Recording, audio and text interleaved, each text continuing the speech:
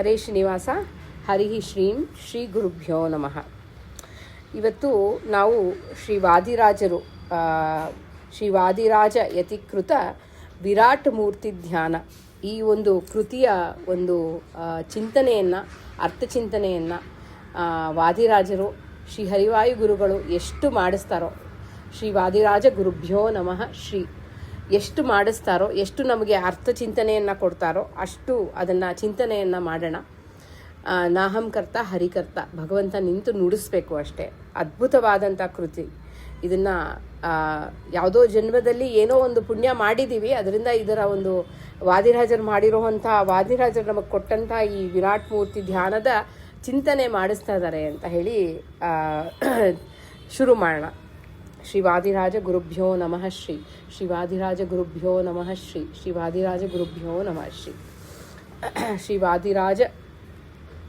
ಶ್ರೀಮದ್ವಾದಿರಾಜ ಯತಿಕೃತ ವಿರಾಟ ಮೂರ್ತಿ ಧ್ಯಾನ. ಪದ್ಮನಾಭನ ಪಾದ ಪದ್ಮಗಳಿಗೆ ನಮೋ ಎಂಬೆ, ವಿದ್ಯಾ ಬುದ್ಧಿ ಕೊಡುವ ಹರಿಯ ಪಾದ ಪದ್ಮಕ್ಕೆರಗುವೆ. ಬ್ರಹ್ಮವಾಯು ಸರಸ್ವತಿ ಭಾರತಿ ಉಮಾಪತಿ ಗರುಡ ಶೇಷಾದಿಗಳಿಗೆ ನಮೋ ಎಂಬೇನು. ಇದರ ಒಂದು ಹಿನ್ನೆಲೆಯನ್ನು, ಚಿಂತನೆಯನ್ನು ಮಾಡಿ ಭಾಗವತದ ಒಂದು ಚಿಂತನೆ. ಪರೀಕ್ಷಿತ್ ರಾಜ ಆ ಒಂದು ಕಾಡಿನ ಬೇಟೆಗಾಗಿ ಹೋಗಿರ್ತಾನೆ. ಆ ಬೇಟೆಗಾಗಿ ಹೋದಾಗ ಅಲ್ಲಿ ಬಹಳ ದಾಹ ಆಗಿರುತ್ತೆ ಅವನಿಗೆ. ಆ ದಾಹ ಆದಂಥ ಒಂದು ಪರಿಸ್ಥಿತಿನಲ್ಲಿ ಆ ಶಮೀಕರ ಆಶ್ರಮಕ್ಕೆ ಹೋಗ್ತಾನೆ. ಆ ಪರೀಕ್ಷಿತ ರಾಜ ಆ ಒಂದು ಶಮೀಕರ ಆಶ್ರಮಕ್ಕೆ ಹೋದಾಗ ಶಮೀಕರು ಧ್ಯಾನದಲ್ಲಿ ಕೂತಿರ್ತಾರೆ. ಬಹಳ ಭಗವಂತನ ಚಿಂತನೆ, ಸ್ಮರಣೆಯನ್ನು ಮಾಡ್ತಾ ಇದ್ದಾರೆ. ಅವರು ಒಂದು ರೀತಿಯಾದಂತಹ ಪರೀಕ್ಷಿತಂಗೆ ಇವರು ನಿಜವಾಗ್ಲೂ ಧ್ಯಾನ ಮಾಡ್ತಿದ್ದಾರಾ ಅನ್ನೋ ಒಂದು ಭಾವ, ಅನ್ನೋ ಒಂದು ಬುದ್ಧಿ ಹುಟ್ಟುತ್ತೆ ಅವನ ಮನಸ್ಸಲ್ಲಿ. ಈ ಒಂದು ಬುದ್ಧಿ ಹುಟ್ಟಿದಾಗ ಆ ಶಮೀಕರ ಮೇಲೆ ಒಂದು ಸತ್ತ, ಅಲ್ಲಿ ನೋಡಿದಾಗ ಪರೀಕ್ಷೆಯನ್ನು ಮಾಡ್ತಾರೆ. ಆ ಒಂದು ಬಾಣದಿಂದ ಆ ಒಂದು ಸತ್ತ ಹಾವಿರುತ್ತೆ ಅಲ್ಲಿ. ಆ ಸತ್ತ ಹಾವನ್ನು ಶಮೀಕರ ಕೊರಳಿಗೆ ಹಾಕ್ತಾನೆ ಪರೀಕ್ಷಿತ ರಾಜ. ಆ ಕ್ಷಣದಲ್ಲಿ ಏನಾಗುತ್ತೆ, ಆ ಶಮೀಕರನ್ನ ನೋಡ್ತಾನೆ. ಆಮೇಲೆ ಅಲ್ಲಿಂದ ಹೊರಟು ಬಿಡ್ತಾನೆ. ಅಲ್ಲಿ ಬಹಳಷ್ಟು ದಾಹ ಆಗಿರುತ್ತೆ ಅವನಿಗೆ, ಅಷ್ಟು ಸುಸ್ತಾಗಿರುತ್ತೆ. ಯಾರೂ ಇವ್ರನ್ನ ನೋಡಲ್ಲ ಅನ್ನೋ ಒಂದು ಆ ಶಮೀಕರ ಆ ಕ್ಷಣದಲ್ಲಿ ಬಂದಂಥ ಆ ಒಂದು ಬುದ್ಧಿ ಅವನಿಗೆ ಈ ಒಂದು ಪರಿಸ್ಥಿತಿಯನ್ನು ತಂದುಕೊಡುತ್ತೆ. ಅದೇ ಹಾದಿಯಲ್ಲಿ ಆ ಶೃಂಗಿ ಅನ್ನೋ ಅವನ ಮಗನ ಸ್ನೇಹಿತ ಆ ಒಂದು ಪರಿಸ್ಥಿತಿಯನ್ನು ನೋಡಿ, ಆ ಶಮೀಕರ ಒಂದು ಹಾವನ್ನು, ಕೊರಳಿಗೆ ಹಾಕಿರುವಂಥ ಹಾವನ್ನು ನೋಡಿ ಆ ಶೃಂಗಿ ಅವರ ಮಗ, ಶಮೀಕರ ಮಗನಿಗೆ ಇದನ್ನು ಹೋಗಿ ತಿಳಿಸ್ತಾನೆ. ನೋಡು, ನಿಮ್ಮ ಒಂದು ತಂದೆಯ ಮೇಲೆ ಪರೀಕ್ಷಿತ ರಾಜ ಈ ರೀತಿ ಹಾವನ್ನು ಹಾಕಿದ್ದಾನೆ, ಪರೀಕ್ಷೆ ಮಾಡಕ್ಕೆ ಹೋಗಿ ಅಂತ ಹೇಳಿ ತಿಳಿಸ್ಕೊಡ್ತಾರೆ. ಆಗ ಏನಾಗುತ್ತೆ, ಆ ಶಮೀಕರು ಶೃಂಗಿ ಏನು ಮಾಡ್ತಾನೆ, ಆ ಒಂದು ಚಿಕ್ಕ ಬಾಲಕ, ಒಂದು 6-7 ವರ್ಷದ ಬಾಲಕ ಅವನು, ಆದರೆ ಬಹಳ ಸಿದ್ಧಿಯನ್ನು ಮಾಡಿಕೊಂಡಂಥ ಸಾಧನೆಯನ್ನು ಮಾಡಿರ್ತಾನೆ. ಅವನು ಶಾಪವನ್ನು ಕೊಡ್ತಾನೆ. ತಕ್ಷಕ ಬಂದು ನಿನ್ನನ್ನು, ಆ ಪರೀಕ್ಷಿತ ರಾಜನಿಗೆ 7 ದಿನದಲ್ಲಿ ಆ ತಕ್ಷಕ ಬಂದು ನಿನ್ನ ಪ್ರಾಣವನ್ನು ತೆಗೆಯಲಿ ಅಂತ ಹೇಳಿ ಆ ಒಂದು ಶಾಪವನ್ನು ಕೊಡ್ತಾನೆ. ಆ ಶಾಪವನ್ನು ಕೊಟ್ಟಿದ್ದು ಪರೀಕ್ಷಿತನಿಗೆ ಆ ಮನಸ್ಸಿನಲ್ಲಿ ಪಶ್ಚಾತ್ತಾಪ ಉಂಟಾಗುತ್ತೆ. ಇನ್ನೂ ಅವನ ರಾಜ್ಯವನ್ನು ಸೇರೇ ಇರೋದಿಲ್ಲ. ಆ ಕ್ಷಣದಲ್ಲೇ ಅವನಿಗೆ ಆ ಒಂದು ಪಶ್ಚಾತ್ತಾಪ ಉಂಟಾಗುತ್ತೆ. ನಾನು ಮಾಡಿದ್ದು ಎಂಥ ತಪ್ಪು ಮಾಡಿಬಿಟ್ಟೆ, ನನಗೆ ತಕ್ಕ ಶಿಕ್ಷೆ ಆಗಬೇಕು. ಈ ಕ್ಷಣ ನಾನು ಎಲ್ಲವನ್ನು ಬಿಟ್ಟು ರಾಜ್ಯವನ್ನು ನನ್ನ ಮಗನಿಗೆ ಒಪ್ಪಿಸಿ ನಾನು ಪ್ರಾಯೋಪವೇಶಕ್ಕೆ ಹೊರಟೋಗ್ತೀನಿ ಅಂತ ಆ ಕ್ಷಣದಲ್ಲೇ ಅವನಿಗೆ ಮನಸ್ಸಿಗೆ ಬಂದಿರುತ್ತೆ. ಆವಾಗ ಆ ಬಾಲಕ ಬಂದು ಹೇಳ್ತಾನೆ, ನಿನಗೆ ಈ ರೀತಿಯಾಗಿ ಪರೀಕ್ಷಿತ ನಿನಗೆ ಶಾಪ ಬಂದಿದೆ ಅಂತ ಹೇಳಿದ್ರೆ ಒಳ್ಳೆಯದೇ ಆಯಿತು, ಆ ಶಾಪವನ್ನು ಸ್ವೀಕಾರ ಮಾಡ್ತೀನಿ ಅಂತ. ಈ ರೀತಿ ಶಾಪವನ್ನು ಕೊಟ್ಟು ಅವನು ಶಮೀಕರ ಮುಂದೆ ಬಂದು ಜೋರಾಗಿ ಅಳಕ್ಕೆ ಶುರು ಮಾಡಿಬಿಡ್ತಾನೆ. ಯಾಕೆ ಈ ಥರ ಅಳ್ತಾ ಇದೆಯಾ ತಕ್ಷಣ ಶಮೀಕರು ಅಷ್ಟು ಧ್ಯಾನದಲ್ಲಿ ಇದ್ದರೂ ಮಗು ಅಳೋ ಅಂತ ಒಂದು ಇದು ಕೇಳಿ ಅಳ್ತಾ ಆ ಹಾವನ್ನು ನೋಡಿ ಆ ಹಾವನ್ನು ತೆಗೆದು ಯಾಕೆ ಹಿಂಗೆ ಯಾಕೆ ಅಳ್ತಾ ಇದೆಯಾ ಮಗು ಅಂತ ಹೇಳಿದ್ರೆ ಈ ರೀತಿ ಆಯಿತು ಅಂತ ಹೇಳಿ ಆ ಶಮೀಕರಿಗೆ ಆ ಶೃಂಗಿ ತಿಳಿಸ್ತಾನೆ. ಆ ತಿಳಿಸಿದಾಗ ಯಾಕೆ ಎಂಥ ಕೆಲಸ ಮಾಡಿಬಿಟ್ಟೆ ಮಗು ನೀನು, ಎಂಥ ರಾಜ್ಯ, ಧರ್ಮವನ್ನು ರಕ್ಷಣೆ ಮಾಡ್ತಾ ಇದ್ದು, ಕಲಿಯನ್ನು ನಿಗ್ರಹ ಮಾಡಿರೋ ಅಂಥ ರಾಜ, ಅಂತಹ ಒಂದು ನಾವು ಎಲ್ಲ ಸುಖವಾಗಿ ಬಾಳ್ತಾ ಇರೋವಂಥ ಈ ರಾಜ್ಯದಲ್ಲಿ ಅಂಥ ಒಳ್ಳೆಯ ರಾಜನಿಗೆ ಇಂಥ ರೀತಿಯಾದಂಥ ಶಾಪವನ್ನು ಕೊಟ್ಟೆ, ನೀನು ಎಂಥ ಒಂದು ತಪ್ಪು ಮಾಡಿದೆ, ಈ ಕ್ಷಣ ಹೋಗಿ ತಿಳಿಸು ಅಂತ ಹೇಳಿದಾಗ ಆ ಸ್ನೇಹಿತ ಹೋಗಿ ಪರೀಕ್ಷಿತನಿಗೆ ತಿಳಿಸ್ತಾನೆ. ಆಗ ಆ ಪರೀಕ್ಷಿತ ರಾಜ, ಯಾಕೆ ಪರೀಕ್ಷಿತ ಅಂತ ಹೇಳಿದ್ರೆ ಪರಿಪರಿಯಾಗಿ ಭಗವಂತ ಅಷ್ಟ ಆಯುಧದಿಂದ ಸಹಿತನಾಗಿ ಆ ತಾಯಿಯ ಗರ್ಭದಲ್ಲಿ ಇರುವಾಗ ಪರಿಪರಿಯಾಗಿ ಭಗವಂತನನ್ನ ಸ್ಮರಣೆ ಮಾಡಿರ್ತಾನೆ, ಭಗವಂತನನ್ನ ನೋಡಿರ್ತಾನೆ, ಯಾವ ರೀತಿ ಯಾರಿದು ಅಂತ ಅಷ್ಟು ರಕ್ಷಣೆಯನ್ನ ಮಾಡಿರ್ತಾನೆ. ಯಾರು ಇಷ್ಟು ಬೆಳಕಿನ ರೂಪದಲ್ಲಿ ಬಂದು ಆ ಭಗವಂತ ಎಲ್ಲ ಆಯುಧಗಳಿಂದ ಬಂದು ರಕ್ಷಣೆಯನ್ನ ಮಾಡಿದ್ದಾನೆ ಪರೀಕ್ಷಿತನಿಗೆ.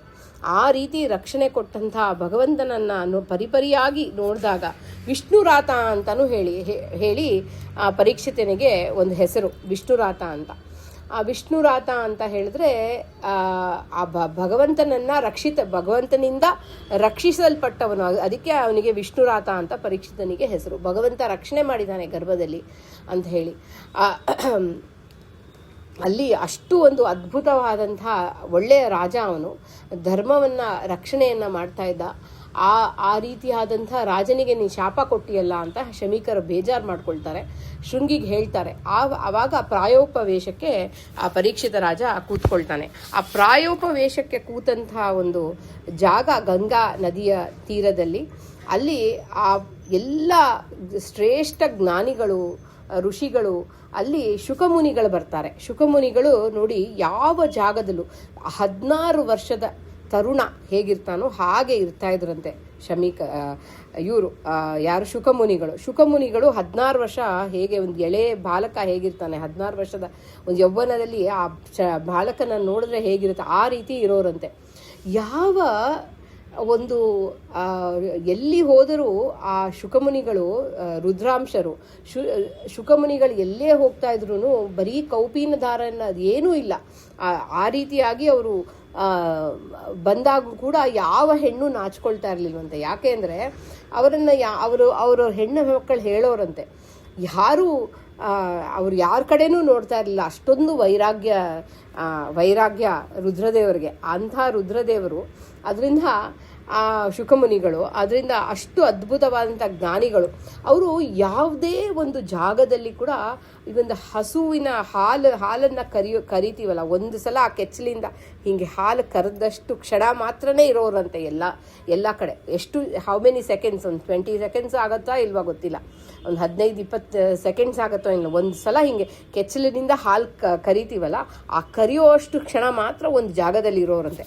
ಅಂತಹ ಒಂದು ಶುಕಮುನಿಗಳು ಆ ಪರೀಕ್ಷಿತ ರಾಜನಿಗೆ ಆ ಜ್ಞಾನವನ್ನು ತಿಳಿಸ್ಲಿಕ್ಕಾಗಿ ಬಂದು ಭಗವಂತನ ಜ್ಞಾನವನ್ನು, ಎಂಥ ಜ್ಞಾನವನ್ನು, ಅದು ಅಮೃತದ ಜ್ಞಾನವನ್ನು ತಿಳಿಸ್ಲಿಕ್ಕಾಗಿ ಅಲ್ಲಿ ಬಂದು ಗಂಗಾ ತೀರದಲ್ಲಿ ನಿಂತು, ಅದಲ್ಲದೆ ಎಲ್ಲ ಋಷಿಮುನಿಗಳು ಆ ಒಂದು ಸ್ಥಾನದಲ್ಲಿ ಬಂದು ನೆಲೆಸ್ತಾರಂತೆ. ಆಗ ಪರೀಕ್ಷಿತ ರಾಜ ಅವರ ಪಾದವನ್ನು ತೊಳೆದು ಅವರಿಗೊಂದು ಆಸನವನ್ನು ಕೊಟ್ಟು ನನಗೆ ಒಂದು ಪ್ರಶ್ನೆಯನ್ನು ಮಾಡ್ತಾನೆ ಪರೀಕ್ಷಿತ ರಾಜ. ಏನು ಅಂತಂದರೆ, ಈ ಒಂದು ನನ್ನ ಒಂದು ಎಲ್ಲರಿಗಾಗಿ ಒಂದು ಪ್ರಶ್ನೆಯನ್ನು ಮಾಡ್ತಾನೆ. ಅವನಿಗಾಗಿ ಅಂತ ಅಲ್ಲ, ಎಲ್ಲರಿಗಾಗಿ ಆ ಪ್ರಶ್ನೆಯನ್ನು, ಅದ್ಭುತವಾದಂಥ ಪ್ರಶ್ನೆಯನ್ನು ಮಾಡ್ತಾನೆ ಪರೀಕ್ಷಿತ ರಾಜ. ಏನು ಅಂತ ಹೇಳಿದ್ರೆ, ಆ ಮುಮುಕ್ಷು ಏನನ್ನ ಶ್ರವಣ ಮಾಡಬೇಕು, ಏನನ್ನು ಜಪಿಸಬೇಕು, ಯಾವ ರೀತಿ ಆ ಕೊನೆಯ ಕಾಲದಲ್ಲಿ ಯಾವ ರೀತಿ ಏನನ್ನ ಧ್ಯಾನ ಮಾಡಬೇಕು, ಅಂದರೆ ಯಾವ ರೀತಿ ಸಾವಿನ ಅಂಚಿನಲ್ಲಿ ಇರುವವ ನಡೆಸಬೇಕಾದ ಕರ್ತವ್ಯಗಳ ಬಗ್ಗೆ ಪರೀಕ್ಷಿತ ರಾಜ ಪ್ರಶ್ನೆಯನ್ನ ಮಾಡ್ತಾನೆ. ಆ ಪ್ರಶ್ನೆಯನ್ನ ಕೇಳಿ ಶುಕಮುನಿಗಳಿಗೆ ಬಹಳ ಒಂದು ಆನಂದ ಆಗುತ್ತೆ. ಆ ರೀತಿ ಅವರು ಅಲ್ಲಿ ಉದಾಹರಣೆಯನ್ನು ಕೊಟ್ಟು ಈ ಒಂದು ವಿರಾಟ್ ಮೂರ್ತಿ ಧ್ಯಾನದ ಚಿಂತನೆಯನ್ನು, ಬಹಳ ಸಂತೋಷ ಆಗೋಗುತ್ತೆ ಶುಕಮುನಿಗಳಿಗೆ. ಆ ವಿರಾಟ ಮೂರ್ತಿ ಧ್ಯಾನವನ್ನು ತಿಳಿಸ್ಕೊಡ್ತಾರೆ. ಅದನ್ನೇ ಈ ವಿರಾಟ ಮೂರ್ತಿ ಧ್ಯಾನದ ರೂಪದಲ್ಲಿ ಭಾಗವತದ ಒಂದು 2ನೇ ಸ್ಕಂದದಲ್ಲಿ, ದ್ವಿತೀಯ ಸ್ಕಂದದಲ್ಲಿ ಬರುವಂಥ ವಿಷಯಗಳಲ್ಲೆಲ್ಲ ಈ ವಿರಾಟ ಮೂರ್ತಿ ಧ್ಯಾನದಲ್ಲಿ ತುಂಬಿದ್ದಾರೆ ಅಂತ ಹೇಳಿ ವಾದಿರಾಜರು ಅದ್ಭುತವಾಗಿ ತಿಳಿಸ್ಕೊಟ್ಟಿದ್ದಾರೆ. ಎಷ್ಟು ನಮಗೆ ಅದನ್ನು ಚಿಂತನೆ ಮಾಡಲಿಕ್ಕಾಗುತ್ತೋ ಹಾಗೆ ಚಿಂತನೆ ಮಾಡ್ತಾ ಹೋಗೋಣ. ಪದ್ಮನಾಭನ್ನ ಪಾದ ಪದ್ಮಗಳಿಗೆ ನಮೋ ಎಂಬೆ. ಇಲ್ಲಿ ಏನು ಹೇಳ್ತಾ ಇದ್ದಾರೆ, ಪದ್ಮನಾಭನ್ನ ಪಾದವನ್ನು ಸ್ಮರಣೆ ಮಾಡಬೇಕು. ಅದು ಒಂದು ದಿನ ಅಲ್ಲ. ಇವಾಗ ನೀವು ಅಂತ್ಯಕಾಲದಲ್ಲಿ ನಮಗೆ ಭಗವಂತನ ಸ್ಮರಣೆ ಬರಬೇಕು ಅಂತಂದರೆ ದಿನನಿತ್ಯ ಪ್ರತಿ ಕ್ಷಣ ನಾವು ಮಾಡುವಂಥ ಎಲ್ಲವೂ ಭಗವಂತನಿಗೆ ಅರ್ಪಣೆಯನ್ನು ಮಾಡಿ ಅವನ ಪಾದದ ಸ್ಮರಣೆಯನ್ನು ಮಾಡ್ತಾ ಇರಬೇಕು ಅಂತ. ಇಲ್ಲಿ ನೋಡಿ, ಈ ಆಕಾಶದಲ್ಲಿ ವಿಷ್ಣು ಪಾದ ಅಂತ ಹೇಳ್ತಾರೆ. ನಾವು ಪ್ರತಿ ನಿಮಿಷದಲ್ಲೂ ಭಗವಂತನ ಪಾದದ ಆಶ್ರಯದಲ್ಲಿ ಇದ್ದೀವಿ ಅನ್ನೋ ಒಂದು ನಮಗೆ ಚಿಂತನೆ ಬರ್ತಾ ಇರಬೇಕು. ಹಾಗೆ ಪದ್ಮನಾಭನ್ನ ಪಾದ ಪದ್ಮಗಳಿಗೆ ನಮೋ ಎಂಬೆ. ಪ್ರತಿ ಕ್ಷಣ ಅವನ ಪಾದಕ್ಕೆ ನಾವು ನಮಸ್ಕಾರವನ್ನು ಮಾಡ್ತಾ ಹೋಗಬೇಕು. ವಂದೇ ವಂದ್ಯಂ ಸದಾನಂದಂ ವಾಸುದೇವಂ ನಿರಂಜನಂ. ವಂದನೀಯವಾದಂತಹ ಪಾದ, ಎಲ್ಲ ಒಂದು ಲಕ್ಷ್ಮಿಗೆ ಮೋಹಗೊಳಿಸುವಂಥ ಪಾದ, ಎಲ್ಲ ಭಕ್ತರನ್ನು ಮೋಹಗೊಳಿಸುವಂಥ ಪಾದ, ಎಲ್ಲ ಭಕ್ತರಿಗೆ ಆಶ್ರಯವಾದಂಥ ಪಾದ, ಎಲ್ಲರಿಗೆ ಆ ತ್ರಿವಿಕ್ರಮ ರೂಪದಿಂದ ವಾಮನ ರೂಪದಿಂದ ಬಲಿ ಚಕ್ರವರ್ತಿಗೆ ಉದ್ಧಾರ ಮಾಡಿರುವಂಥ ಪಾದ. ಈ ರೀತಿ ಆ ಪಾದದಿಂದ, ಆ ಪಾದದ ಸ್ಮರಣೆ ನಮ್ಮನ್ನು ಮೋಕ್ಷಕ್ಕೆ ಕರ್ಕೊಂಡು ಹೋಗುತ್ತೆ. ಹಾಗೆ ಆ ಭಗವಂತ ಆ ಜ್ಞಾನವನ್ನು ಕೊಡ್ತಾನೆ. ಅದರಿಂದ ಆ ಪಾದವನ್ನು ಸ್ಮರಣೆ ಮಾಡಬೇಕು. ಪದ್ಮನಾಭನ್ನ ಪಾದ ಪದ್ಮಗಳಿಗೆ ನಮೋ ಎಂಬೆ. ಹೇಗೆ ಪದ್ಮದಾಗಿದೆ ಆ ಪಾದ. ಆ ಪಾದ ಪದ್ಮಕ್ಕೆ ಯಾಕೆ ಹೋಲಿಸಿದ್ದಾರೆ ಅಂದರೆ, ಯಾವ ದೋಷನೂ ಇಲ್ಲ ಭಗವಂತನಲ್ಲಿ. ಆ ಒಂದು ಕಮಲದ ಹೂವಿನ ಎಲೆ ಮೇಲೆ ಒಂದು ತೊಟ್ಟು ನೀರು ಬಿದ್ದರೂ ಜಾರಿ ಹೋಗುತ್ತೆ. ಹಾಗೆ ನಿರ್ದೋಷವಾಗಿ ಭಗವಂತನಿಗೆ ಯಾರ ಅಂಟೂ ಇಲ್ಲ. ಹಾಗೆ ಅವನು ಸ್ವತಂತ್ರನಾಗಿದ್ದಾನೆ. ಅದರಿಂದ ಅಂಥ ಪಾದವನ್ನು ನಾವು ಚಿಂತನೆಯನ್ನು ಮಾಡಿದ್ರೆ ನಮ್ಮನ್ನು ಈ ಸಂಸಾರದಿಂದ ಆಚೆ ತೆಗೆದು ಹಾಕ್ತಾನೆ ಭಗವಂತ. ಹಾಗೆ ಪದ್ಮನಾಭನ್ನ ಪಾದ ಪದ್ಮಗಳಿಗೆ ನಮೋ ಎಂಬೆ. ವಿದ್ಯಾ ಬುದ್ಧಿ ಕೊಡುವ ಹರಿಯ ಪಾದ ಪದ್ಮಕ್ಕೆರಗುವೆ. ಎಲ್ಲ ಬುದ್ಧಿಯನ್ನು, ಜ್ಞಾನಶಕ್ತಿ, ಕ್ರಿಯಾಶಕ್ತಿ, ಇಚ್ಛಾಶಕ್ತಿ ಪ್ರತಿಯೊಂದು ಭಗವಂತನೇ ನಮಗೆ ಕೊಡೋದು. ಅವನ ಕರ್ತೃತ್ವ ಅಂದರೆ ಸೃಷ್ಟಿ, ಸ್ಥಿತಿ, ಲಯ, ಜ್ಞಾನ, ಅಜ್ಞಾನ, ಬಂಧನ, ಮೋಕ್ಷ ಎಲ್ಲವನ್ನೂ ಕೊಡೋದು ಭಗವಂತ ಒಬ್ಬನೇ. ಅವನು ಕೊಟ್ಟರೆ ನಮಗಿದೆ. ಅದರಿಂದ ಎಲ್ಲ ವಿದ್ಯಾ ಬುದ್ಧಿ ಕೊಡು. ಇವಾಗ ನಮಗೆ ಒಂದು ಕಡೆ ಅಜ್ಞಾನ ಬರುತ್ತೆ, ಈಗೇನೋ ಹೇಳ್ತಿರ್ತೀವಿ, ಅದು ಜ್ಞಾಪಕನೇ ಬರಲ್ಲ. ಇಲ್ಲಿ ನಾಲ್ಗೆಯಲ್ಲಿದೆ ಅಂತ ಹೇಳ್ತೀವಿ, ಆದರೆ ಬುದ್ಧಿಗೆ ತೋಚ್ತಾ ಇಲ್ಲ ಅಂತ ಹೇಳ್ತೀವಿ ಅಲ್ವಾ. ಹಾಗೆ ವಿದ್ಯಾ ಬುದ್ಧಿ ಕೊಡುವ ಹರಿಯ ಅಂತ ಪಾದವನ್ನು ನಾವು ಪಾದ ಪದ್ಮಕ್ಕೆ ಎರಗುವೆ ಅಂತ ಹೇಳ್ತಾ ಇದ್ದಾರೆ. ಎಲ್ಲ ಪಾದಕ್ಕೆ, ಅವನ ಪಾದಕ್ಕೆ ನಾವು ನಿನ್ನೆ ನಾವು ಚಿಂತನೆ ಮಾಡಿದಾಗ ಎಲ್ಲ ದೇವತೆಗಳ ಕಿರೀಟ ಅವನ ಪಾದದ ಒಂದು ಪೀಠಕ್ಕೆ ಎಲ್ಲ ಬಂದು ನಮಸ್ಕಾರವನ್ನು ಮಾಡ್ತಾರೆ ದೇವತೆಗಳು ಅಂತ ಹೇಳಿ ದ್ವಾದಶ ಸ್ತೋತ್ರದಲ್ಲಿ ಚಿಂತನೆ ಮಾಡಿದ್ವಿ. ಹಾಗೆ ಅವನ ಪಾದಕ್ಕೆ ಎರಗುವೆ ಅಂತ ಹೇಳ್ತಾರೆ. ಬ್ರಹ್ಮ ವಾಯು ಸರಸ್ವತಿ ಭಾರತಿ ಉಮಾಪತಿ ಗರುಡ ಶೇಷಾದಿಗಳಿಗೆ ನಮೋ ಎಂಬೇನು. ಇಲ್ಲಿ ತಾರತಮ್ಯದ ಚಿಂತನೆಯನ್ನು ಕೊಡ್ತಾ ಇದ್ದಾರೆ. ನಾವು ತಾರತಮ್ಯವನ್ನು ತಿಳಿಲಿಲ್ಲ ಅಂದರೆ ಅದು ನಮಗೆ ಭಗವಂತ ಯಾಕೆ ಸರ್ವೋತ್ತಮ ಅಂತ ಹೇಳಿದಾಗ ಅವನ ಪರಿವಾರದ ಚಿಂತನೆಯನ್ನು ಮಾಡಿ ಅವನ ಸರ್ವೋತ್ತಮತ್ವವನ್ನು ಅವನ ಕಿರೀಟದಿಂದ ನಾವು ತಿಳಿತೀವಿ. ಅದರಿಂದ ಎಲ್ಲ ಆ ಕಿರೀಟವನ್ನು, ಭಗವಂತನ ಮೂರ್ತಿಯನ್ನು ನೋಡುವಾಗ ಪಾದದಿಂದ ನೋಡಬೇಕು. ನಾವು ಪಾದದಿಂದ ಕಿರೀಟದ ತುದಿಯವರೆಗೂ ನೋಡಿದಾಗ ಅವಾಗ ಗೊತ್ತಾಗುತ್ತೆ ನಮಗೆ ಏನು ಭಗವಂತ ಸರ್ವೋತ್ತಮ ಅಂತ, ಅವನು ಸರ್ವತಂತ್ರ ಸ್ವತಂತ್ರ ಅಂತ. ಹಾಗೆ ಈ ಬ್ರಹ್ಮವಾಯು ಸರಸ್ವತಿ ಎಲ್ಲರನ್ನೂ ಉದ್ಧಾರ ಮಾಡೋನು, ಎಲ್ಲರನ್ನೂ ರಕ್ಷಣೆ ಮಾಡೋನು ಭಗವಂತ. ಅದರಿಂದ ಆ ಬ್ರಹ್ಮವಾಯು ಸರಸ್ವತಿ ಭಾರತಿ ಉಮಾಪತಿ ಗರುಡ ಶೇಷಾದಿಗಳಿಗೆ ನಮೋ ಎಂಬೇನು ಅಂತ ಹೇಳಿ ಆ ತಾರತಮ್ಯವಾಗಿ ಅವನ ಪರಿವಾರದ ಚಿಂತನೆಯನ್ನು ಕೊಡ್ತಾ ಇದ್ದಾರೆ. ಬ್ರಹ್ಮದೇವರು, ವಾಯುದೇವರು, ಸರಸ್ವತಿ, ಭಾರತಿ, ಉಮಾಪತಿ ರುದ್ರದೇವರು, ಗರುಡ ಶೇಷಾದಿಗಳಿಗೆ ನಮೋ ಎಂಬೆ. ಇಲ್ಲಿ ಅವರ ಪತಿ ಪತ್ನಿಯರ ಸ್ಮರಣೆಯೂ ಮಾಡಬೇಕು ನಾವು ಮಾಡುವಾಗ. ಹಾಗೆ ಗರುಡ ಶೇಷಾದಿಗಳ ಪರಿವಾರ ಎಲ್ಲರನ್ನೂ ಸ್ಮರಣೆ ಮಾಡ್ತಾ ಇದ್ದಾರೆ ಅಂತ ಹೇಳಿ ಇಲ್ಲಿ ತಿಳಿಸ್ಕೊಡ್ತಾ ಇದ್ದಾರೆ. ಲೇಸು ಕೊಡುವ ಗುರುಗಳಿಗೆ ಅಶೇಷರಿಗೆ ವಂದಿಸುವೆ, ವಾಸುದೇವರ ಕಥೆಯ ಪೇಳ್ವೆ ದ್ವಿತೀಯ ಸ್ಕಂದದಲ್ಲಿ. ನೋಡಿ ಇಲ್ಲಿ ಹೇಳ್ತಾ ಇದ್ದಾರೆ ಭಾಗವತದ ದ್ವಿತೀಯ ಸ್ಕಂದ, ಈ ದ್ವಿತೀಯ ಸ್ಕಂದದಲ್ಲಿ ಬಂದಂಥ ಈ ಒಂದು ಚಿಂತನೆ. ಹಾಗೆ ಲೇಸು ಅಂದರೆ ಜ್ಞಾನ. ಆ ಜ್ಞಾನ ಕೊಡುವ ಎಲ್ಲ ಗುರುಗಳಿಗೆ, ಅಶೇಷರಿಗೆ ವಂದಿಸುವೆ, ಎಲ್ಲರಿಗೂ, ಅಶೇಷರು ಅಂದರೆ ಎಲ್ಲರೂ, ಎಲ್ಲರಿಗೆ ಗುರುಗಳಿಗೆ ವಂದಿಸುವೆ. ಅಂದರೆ ಇವಾಗ ತಾರತಮ್ಯ ಪೂರ್ವಕವಾಗಿ ಎಲ್ಲರನ್ನೂ ಅವ್ರು ಹೇಳ್ತಾ ಇದ್ದಾರೆ ವಾದಿರಾಜರು. ಹಾಗೆ ಲೇಸು ಅಂದರೆ ಜ್ಞಾನ ಕೊಡುವಂಥ, ಆ ಎಲ್ಲರಿಗೆ ಕೊಡುವಂಥ ಗುರುಗಳಿಗೆ ಅಶೇಷರಿಗೆ ವಂದಿಸುವೆ. ಅಂದರೆ ಶುಕಮುನಿಗಳು ಅಲ್ಲಿ ಬಂದು ಆ ಜ್ಞಾನವನ್ನು ಕೊಟ್ಟು ಎಲ್ಲ ಅಲ್ಲಿ ಕೂತಿರುವಂಥವ್ರು ಎಲ್ಲರಿಗೂ ಆ ಪರಿವಾರ ಸಹಿತ, ಭಗವಂತನ ಪರಿವಾರ ಸಹಿತ ಎಲ್ಲರೂ ಏನು ಹೇಳ್ತಾರೆ, ನಾವೆಲ್ಲ ಅವನ ಕುಟುಂಬಕ್ಕೆ ಸೇರಿದವರು ಅಂತ ಆ ಒಂದು ಗುರುಗಳ ಒಂದು ಸ್ಮರಣೆಯನ್ನು ಕೊಡ್ತಾ ಇದ್ದಾರೆ ನಮಗೆ. ವಾಸುದೇವನ ಕಥೆಯ ಪೇಳ್ವೆ ದ್ವಿತೀಯ ಸ್ಕಂದದಲ್ಲಿ. ವಾಸುದೇವ, ಯಾಕೆ ವಾಸುದೇವರು ರೂಪವನ್ನು ಚಿಂತನೆ ಮಾಡಿದ್ದಾರೆ ಇಲ್ಲಿ ಅಂದರೆ ವಾಸುದೇವ ಮೋಕ್ಷ ಕೊಡುವಂಥ ರೂಪ. ಅದರಿಂದ ಪರೀಕ್ಷಿತ ರಾಜನಿಗೆ ಅಲ್ಲಿ ಕೂತಿರ್ತಾನೆ. ಪರೀಕ್ಷಿತ ರಾಜ ಕೂತಾಗ ದೇವತೆಗಳೆಲ್ಲ ಹೇಳ್ತಾರಂತೆ, ಆ ಭಾಗವತನ ನಮಗೆ ಕೊಟ್ಬಿಡು, ನಿನಗೆ ಅಮೃತವನ್ನು ಕೊಡ್ತೀವಿ, ಆ ಅಮೃತದಿಂದ ನೀನು ಇನ್ನೂ ಎಷ್ಟೋ ಜನ್ಮಗಳ ಕಾಲ ಬದುಕಬಹುದು ಅಂತ ಹೇಳಿ. ಆದರೆ ಆ ಮೋಕ್ಷಕ್ಕಿನ್ನ ಅಮೃತ ಯಾವುದು? ಆ ಭಾಗವತವೇ ಅಮೃತ. ಯಾಕಂದರೆ ಭಾಗವತದ ರೂಪದಲ್ಲಿ ಭಗವಂತ ನಿಂತಿಯಾನೆ. ಕೃಷ್ಣ ಹೇಳ್ತಾನೆ, ಯಾರ ಮನೆಯಲ್ಲಿ ಭಾಗವತ ಇದೆಯೋ ಆ ಭಾಗವತದ ರೂಪದಲ್ಲಿ ಕೃಷ್ಣ ನಿಂತಿದ್ದಾನೆ ಆ ಮನೆಯಲ್ಲಿ. ಅದಕ್ಕೆ ಅವನೇ ಸಾಕ್ಷಾತ್ತಾಗಿ ನಿಂತಿಯಾನೆ. ಹಾಗೆ ಅಂಥ ಅಮೃತವನ್ನು ಬಿಟ್ಟು ನಾನು ಮತ್ತೆ ಈ ದೇಹದಿಂದ ಮತ್ತೆ ಇರಬೇಕು ಅಂತ ಯಾರು ಇದು ಮಾಡ್ತಾರೆ ಅಂತ ಹೇಳಿ ಪರೀಕ್ಷಿತ ರಾಜ, ಇಲ್ಲ ನಾನು ಆ ಒಂದು ಭಾಗವತದ ಒಂದು ಚಿಂತನೆಯನ್ನೇ ಮಾಡ್ತೀನಿ ಅಂತ ಹೇಳಿ ಭಗವಂತನೇ ಬೇಕು ಅನ್ನೋದು ಇದು ಪರೀಕ್ಷೆ ಮಾಡ್ತಾರೆ ದೇವತೆಗಳು ಬಂದು. ಹಾಗೆ ಇಲ್ಲಿ ವಾಸುದೇವನ ಕಥೆಯ ಪೇಳುವೆ ದ್ವಿತೀಯ ಸ್ಕಂದದಲ್ಲಿ ಎಲ್ಲ ಇದು ಯಾರ ಬಗ್ಗೆ ಚಿಂತನೆ? ವಾಸುದೇವ. ವಾಸು ಅಂದರೆ ಸಂಪತ್ತು, ವಾಸು ಅಂದರೆ ಜ್ಞಾನ. ಅಂಥ ವಾಸುದೇವ ಅಂದರೆ ಆ ಜ್ಞಾನವನ್ನು ಕೊಡುವಂಥ ಭಗವಂತ, ಮೋಕ್ಷವನ್ನು ಕೊಡುವಂಥ ಭಗವಂತ. ಅಂಥ ವಾಸುದೇವನ ಕಥೆಯ ಪೇಳುವೆ ದ್ವಿತೀಯ ಸ್ಕಂದದಲ್ಲಿ, ಅಂದರೆ ಈ ಭಾಗವತದ ದ್ವಿತೀಯ ಸ್ಕಂದದಲ್ಲಿ ಬರುವಂಥ ಈ ವಿರಾಟ್ ಮೂರ್ತಿ ಚಿಂತನೆಯನ್ನು ನಮಗೆ ವಾದಿರಾಜರು ತಿಳಿಸ್ಕೊಡ್ತಾ ಇದ್ದಾರೆ. ಶುಕಮುನಿಗಳು ಹೇಳಿರೋವಂಥದ್ದು ವಾದಿರಾಜರು ನಮಗೆ ತಿಳಿಸ್ಕೊಡ್ತಾ ಇದ್ದಾರೆ. ಹಾಗೆ ರಾಯ ಪ್ರಶ್ನೆ ಮಾಡಿದ ಉಪಾಯ ಬಂದ ಮೋಕ್ಷಗಳಿಗೆ ಧ್ಯೇಯ ವಸ್ತು ಧಾವುದು ಜಪ್ಯದಾವುದು. ನೋಡಿ, ಇಲ್ಲಿ ಆ ರಾಯ ಪ್ರಶ್ನೆ ಮಾಡ್ತಾನೆ ನಮಗೋಸ್ಕರ, ಎಲ್ಲರ ಇದು ಅವನಿಗೆ ಮಾತ್ರ ಅಲ್ಲ, ಅದು ಎಲ್ಲರ ಒಂದು ಎಲ್ಲರೂ ತಿಳ್ಕೊಳ್ಳಿ ಅನ್ನೋ ಒಂದು ಭಾವದಿಂದ ರಾಯ ಪ್ರಶ್ನೆ ಮಾಡಿದ. ರಾಯ ಅಂದರೆ ಪರೀಕ್ಷಿತ ರಾಜ ಪ್ರಶ್ನೆ ಮಾಡ್ತಾನೆ. ಏನು ಅಂದರೆ ನಾವು ಈ ಒಂದು ಸಂಸಾರ ಬಂಧನದಿಂದ ಆಚೆ ಬರಲಿಕ್ಕಾಗಿ ಏನು ಪರಿಹಾರ ಅಂದರೆ, ಆ ಮೋಕ್ಷ ಸಿಗ್ಲಿಕ್ಕಾಗಿ ಏನು ಪರಿಹಾರ?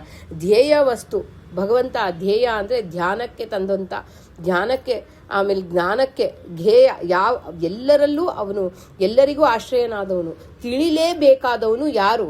ಧ್ಯೇಯ ವಸ್ತು, ತಿಳಿಲೇಬೇಕಾದಂಥ ವಸ್ತು ಯಾರು? ಭಗವಂತ ವಸ್ತು. ಯಾಕೆ ಅಂದರೆ ಎಲ್ಲ ಕಡೆ ಅವನು ವ್ಯಾಪ್ತನಾಗಿದ್ದಾನೆ, ಎಲ್ಲ ಕಡೆ ಇದ್ದಾನೆ. ಅದರಿಂದ ಅವನಿಗೆ ವಸ್ತು ಅಂತಾನೂ ಹೇಳ್ತಾರೆ. ಯಾಕೆಂದರೆ ಅವನಿಲ್ಲ ಅಂದರೆ ಆ ವಸ್ತುಗೊಂದು ಅಸ್ತಿತ್ವನೇ ಇರಲ್ಲ. ಇವಾಗ ಈ ಒಂದು ಮಾತಾಡ್ತಾ ಇದ್ದೀವಿ, ಈ ಶರೀರದಿಂದ ಎಲ್ಲ ಇಂದ್ರಿಯಗಳನ್ನು ಕೊಟ್ಟು ಎಲ್ಲ ಅವನು ಮಾತಾಡಿಸ್ತಾನೆ. ಅವನು ಒಳಗಿಲ್ಲ ಅಂದರೆ ಬಿಂಬನಾಗಿ ಈ ಒಂದು ಶರೀರಕ್ಕೆ ಈ ಒಂದು ಯಾವುದೇ ವಸ್ತು ನಿಮ್ಮ ಮನೇಲಿ ತಗೊಳ್ಳಿ, ಅದಕ್ಕೊಂದು ಅಸ್ತಿತ್ವ ಬಂದಿದೆ ಅಂದರೆ ಅವನು ಅದರಲ್ಲಿ ವಾಸವಾಗಿದ್ದಾನೆ. ಅದರಿಂದ ಅವನಿಗೆ ವಸ್ತು ಅಂತಾರೆ. ಹಾಗೆ ಯಾವುದು ಚಿಂತನೆ ಮಾಡಬೇಕು ನಂಗೆ ತಿಳಿಸ್ಕೊಡಿ ಅಂತ ಕೇಳ್ತಾರೆ. ಯಾವುದನ್ನ ಚಿಂತನೆ ಮಾಡಬೇಕು? ರಾಯ ಪ್ರಶ್ನೆ ಮಾಡಿದ ಉಪಾಯ ಬಂದ ಮೋಕ್ಷಗಳಿಗೆ. ಇದನ್ನೆಲ್ಲ ಈ ಬಂಧಗಳನ್ನು ಬಿಟ್ಟು ಮೋಕ್ಷಕ್ಕೆ ಹೋಗೋ ದಾರಿ ಯಾವುದು? ಯಾರನ್ನ ಚಿಂತನೆ ಮಾಡಬೇಕು? ಧ್ಯೇಯ ವಸ್ತು ಯಾರದು ಅಂತ ಕೇಳ್ತಾನೆ. ಧ್ಯೇಯ ವಸ್ತು ಯಾವುದು ಯಾರನ್ನ ಜಪ ಮಾಡಬೇಕು, ಯಾರನ್ನ ಧ್ಯಾನ ಮಾಡಬೇಕು, ದಯವಿಟ್ಟು ತಿಳಿಸ್ಕೊಡಿ ಅಂತ ಶುಕಮುನಿಗಳಿಗೆ ಕೇಳ್ತಾರೆ ಆ ಪರೀಕ್ಷಿತ ರಾಜ. ಹಾಗೆ ಪ್ರಶ್ನವಚನ ಕೇಳಿ ಶುಕನು ಬಹಳ ಸಂತೋಷದಿಂದ ಉತ್ತರವ ನೀಡಲು ಉದ್ಯುಕ್ತನಾದನು. ಇಲ್ಲಿ ಶುಕಮುನಿಗಳು ಆ ಪರೀಕ್ಷಿತ ರಾಜನ ಹುಡ್ಕೊಂಡು ಅಲ್ಲಿಗೆ ಯಾಕೆ ಬರ್ತಾರೆ ಅಂದರೆ, ಆ ಭಗವಂತನ ಭಾಗವತವನ್ನು ತಿಳಿಸ್ಲಿಕ್ಕಾಗಿ, ಅದು ಭಗವಂತನ ಪ್ರೇರಣೆಯಿಂದ ಆ ಭಗವಂತನಲ್ಲಿ ಅಷ್ಟೊಂದು ಅವರಿಗೆ ಭಗವಂತನಲ್ಲಿ ಅಷ್ಟೊಂದು ಆಸಕ್ತಿ, ಆ ಭಾಗವತದಲ್ಲಿ ಅಷ್ಟೊಂದು ಆಸಕ್ತಿ. ಅದು ಯಾಕೆ ಅಂದರೆ ಪರೀಕ್ಷಿತ ರಾಜ ಹಂಗೆ ಯಾಕೆ ತಿಳಿಸ್ಕೊಡ್ತಾರೆ ಅಂದರೆ, ನೀನು ಬಹಳ ಭಕ್ತಿಯಿಂದ ಕೇಳಿದ್ಯಾ, ನೀನು ಭಗವಂತನ ಭಕ್ತ, ಅದರಿಂದ ನಿನಗೆ ತಿಳಿಸ್ಕೊಡ್ಲಿಕ್ಕಾಗಿ ಬರ್ತಿದ್ದೀನಿ ನಾನು ಅಂತ ಹೇಳಿ ಬರ್ತಾರೆ ಶುಕಮುನಿಗಳು. ಆ ಎಂಥ ಶುಕಮುನಿಗಳು! ಆ ಹಾಲನ್ನು ಆ ಕರಿಯುವಷ್ಟು ಕ್ಷಣನೂ ಎಲ್ಲೂ ನಿಲ್ಲದೇ ಇರೋರು ಬಂದು 7 ದಿನ ಕಾಲ ಪ್ರಾಯೋಪವೇಶಕ್ಕೆ ಕೂತಾಗ ಆ ಪರೀಕ್ಷಿತ ರಾಜನಿಗೆ ಇಷ್ಟು ಕಥೆಗಳನ್ನು ಹೇಳೋ ಅಂತ ಇದು ಯಾಕೆ ಅಂದರೆ, ಪರೀಕ್ಷಿತ ರಾಜ ಮಹಾಭಕ್ತ. ಪಾಂಡವರನ್ನ ಎಲ್ಲ ರೀತಿಯಾದಂಥ ಪಾಂಡವರು ಹೇಗೆ ರಾಜ್ಯವನ್ನು ಮಾಡಿದ್ರು, ಕೃಷ್ಣನನ್ನು ಅಷ್ಟು ಭಕ್ತಿಯಿಂದ ಸ್ಮರಣೆ ಮಾಡುವಂಥ ಪರೀಕ್ಷಿತ ರಾಜ. ಹಾಗೆ ಪ್ರಶ್ನೆನ ಆವಾಗ ಎಷ್ಟು ಶುಕ ಮುನಿಗಳಿಗೆ ಸಂತೋಷ ಆಗೋಯ್ತಂತೆ ಆ ಪ್ರಶ್ನೆ ಕೇಳಿ. ಎಂಥ ಪ್ರಶ್ನೆ ಕೇಳಿದ್ಯಪ್ಪ, ನಿಂಗೆ ಒಳ್ಳೇದಾಗಲಿ ಅಂತ ಹೇಳ್ತಾರಂತೆ ಶುಕಮುನಿಗಳು. ಆ ಉತ್ತರವ ನೀಡಲು ದ್ಯುಕ್ತನಾದನು. ಬಹಳ ನಾನು ಹೇಳ್ತೀನಿ ಭಗವಂತನ ಬಗ್ಗೆ ಹೇಳೋಕ್ಕೆ ಅಷ್ಟು ಒಂದು ನಮಗೆ ಪ್ರೀತಿ ಇರಬೇಕು. ಭಗವಂತನ ಬಗ್ಗೆ ಯಾರಾದರೂ ಕೇಳಿದ್ರೆ ನಮಗೇನು ಗೊತ್ತಿರುತ್ತೋ ಅದನ್ನು ಮಾತಾಡಲಿಕ್ಕೆ ನಾವು ಬಹಳ ಸಂತೋಷದಿಂದ ಹೇಳಬೇಕು. ಯಾಕಂದರೆ ಅವನು ಬಿಟ್ಟು ನಮ್ಗೆ ಬೇರೆ ವಿಷಯನೇ ಇರಲ್ಲ, ಬೇರೆ ವಸ್ತುನೇ ಇಲ್ಲ. ಅವನೊಬ್ಬನೇ ನಮಗೆ ರಕ್ಷಣೆ ಮಾಡೋನು. ಅದಕ್ಕೆ ಅವನೊಬ್ಬನೇ ಆಶ್ರಯ ಎಲ್ಲರಿಗೂ.